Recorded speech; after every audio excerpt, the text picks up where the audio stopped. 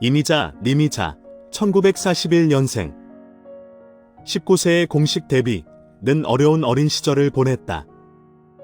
2살의 아버지를 잃고 생활을 책임져야 하는 어머니와 떨어져서 외할머니 댁에서 자란 그녀는 왜 노래를 불렀을까? 아니, 어떻게 노래를 부를 수 있었을까? 어쩌면 어려운 상황을 잊을 수 있는 방편으로 노래를 불렀을지도 모르겠지만 사람이 노래를 부르는 건 타고난 본성이라고 할 수밖에 없다. 어떤 문화인류학자는 인간이 노래를 하는 이유를 공작새 수컷의 꼬리 깃털이 화려한 것처럼 일종의 성선택 섹슈얼 실렉션, 성선택이라고 주장한다. 사실이 무엇이던 그녀는 어려서부터 노래를 불렀고 전 국민이 어려움을 겪던 1950년대에 직업가수의 길을 걷기 시작한다. 그녀의 별명인 엘레지의 여왕은 슬픈 노래 비가의 여왕이라는 뜻이다. 1967년 발표한 박춘석의 곡 엘리지의 여왕이 히트하면서 얻은 별명이지만 그녀는 가요계 최정상에서 전설의 명예를 얻었지만 동시에 항상 비가와 함께 한 삶을 살았다. 데뷔 초기엔 기록적인 음반 판매로 부와 명예를 한 손에 쥐었지만 발표하는 곡마다 이해할 수 없는 이유로 금지곡이 되었고 그 족쇄는 20년이 지난 1987년에야 풀리게 된다. 1964년에는 동백아가씨를 불러 국내 가요 사상 최초로 가요 프로그램에서 35주 동안 1위를 기록, 25만 장이란 엄청난 음반 판매고를 올리며 집과 전화 그리고 자동차를 장만할 만큼 부와 명예를 동시에 거머쥐었다. 지금과 비교하면 미디어가 거의 없었다고 할 수 있던 당시의 25만 장의 음반 판매는 사실 설명하기조차 어려운 엄청난 성공이었다. 하지만 이어진 이용과 대부분의 히트곡들이 금지곡이 된 현실 속에서 이미자는 가수 생활을 그만둘 생각까지 하게 된다. 그리고 첫 남편과 사이에서 낳은 딸과의 아픈 이별. 그리고 1964년 8월 25일 딸 정재현을 낳습니다. 하지만 곧 이미자는 가출을 해서 집을 나가게 되죠. 이미자 가출 사건, 남편 정진읍의 폭력 때문이었습니다. 결국 정재현은 아버지 정진읍의 손에서 키워지는데 정진읍은 문제가 좀 있는 사람이었습니다. 후에 딸 정재현에게 막대한 빚을 남기고 일본으로 도망가서 살게 됩니다. 이미자의 딸 정재현은 엄마만큼이나 어려운 삶을 살게 된다. 아버지와 함께 살던 정재현은 7살부터 악단에서 노래를 불렀다. 엄마의 유전자를 이어받아 가수로 인정받던 그녀는 엄마처럼 빠른 결혼과 빠른 이혼을 하게 되고 아버지의 큰 빚을 떠안으며 큰 시련을 겪는다. 그리고 일본으로 건너가 엔카 가수로 활동을 한다. 어머니와 가족으로 살 기회조차 없었던 딸이 이미자의 인생에 또 하나의 비가로 남게 된 것이다. 이미자의 딸이자 가수인 정재현이 그동안 단 3번뿐이었던 어머니와의 만남을 공개했다고 하는데요. 부모님의 이혼 후 줄곧 아버지와 생활해오던 정재현이 7살 무렵 외할아버지가 아버지 몰래 어머니의 집에 데려가 사흘 동안 지냈던 것이 그녀와 어머니의 첫 번째 만남이었다. 이미자는 어린 딸에게 재은아, 엄마랑 같이 살래? 라고 물었고 정재현은 엄마는 나 없어도 괜찮지만 아빠는 나밖에 없잖아. 아빠하고 살게 라고 대답했습니다. 그렇게 수년이 흐른 후 모녀 이미자 정재현의 두 번째 만남은 1987년 외국 공연을 가던 김포공항에서 이루어졌다. 이미자를 발견한 전영록이 저쪽에 너희 어머니가 계신다. 가 인사드려라 고 알려졌고 정재현은 어머니에게 다가가 저예요 라고 말을 건넸다고 하는데요. 당시 정재현은 결혼한 지 6개월 만에 이혼했던 상태. 이미자는 그런 딸을 안쓰럽게 바라보며 잘 살지 그랬니? 라는 말을 남겼고 사람들의 시선 때문에 둘을 그렇게 또다시 헤어지고 말았다고 하죠. 그리고 그 후 약 10년이 지나 한 스포츠센터에서의 세 번째 우연한 만남을 가졌다. 정재현은 어머니 이미자에게 반갑게 인사를 했지만 주변에 사람들이 많아서이었는지 이미자는 아무 말도 없이 딸을 바라만 봤다고 하는데요. 정재현은 3번의 우연한 만남 동안 이미자에게 어머니라고 부르지 못했다며 유명한 연예인인 어머니이기에 그리고 자신도 어머니와 같이 이혼한 경험이 있었기에 더욱더 어머니를 이해할 수 있게 됐다고 털어놨습니다. 이어 정재은은 나로 인해 어머니에게 상처가 될까봐 어머니에게 선뜻 다가가지 못했다며 어머니를 걱정했다고 하는데요.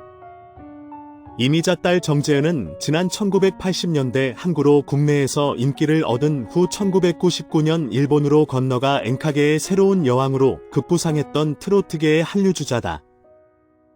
이미자 딸 정재은은 지난 2006년 일본에서 발매한 싱글 이젠 내가의 수록곡 애원 일본명 러브스토리를 다시 한번 1도으로 일본 유선방송에서 청취자들의 리퀘스트 횟수로 순위를 결정하는 USN 종합순위 1위에 등극한 적 있었다고 하는데요. 서른도가 작곡을 맡았던 애원은 일본 관동지역, 중부지역, 킨키지역, 큐슈지역 등에서 일주간 각 300회에서 700회가량의 리퀘스트를 받아 전국적으로 사랑받던 상황. 이미자 딸 정재은 특유의 투명하고 청량감 넘치는 목소리와 애상적인 가사가 일본 팬들의 마음을 사로잡았다고 하는데요. 이와 관련해 이미자 딸 정재은은 지난 2008년 방송된 SBS 이재룡 정은하의 좋은 아침에서 일본에선 CD를 사야 나와 악수가 가능하다라는 너스레로 인기를 넌지시 언급하며 도쿄돔에서 공연을 해보고 싶다고 당찬 포부를 밝히기도 했습니다. 이후 이미자 딸 정재은의 가라스로 도쿄타워, 유리의 도쿄타워, 가 2주 연속 일본 USN 엔카 차트 주간 1위를 차지하는 등 정재은은 친어머니 이미자에게 물려받은 재능을 타국에서 마음껏 펼쳤습니다.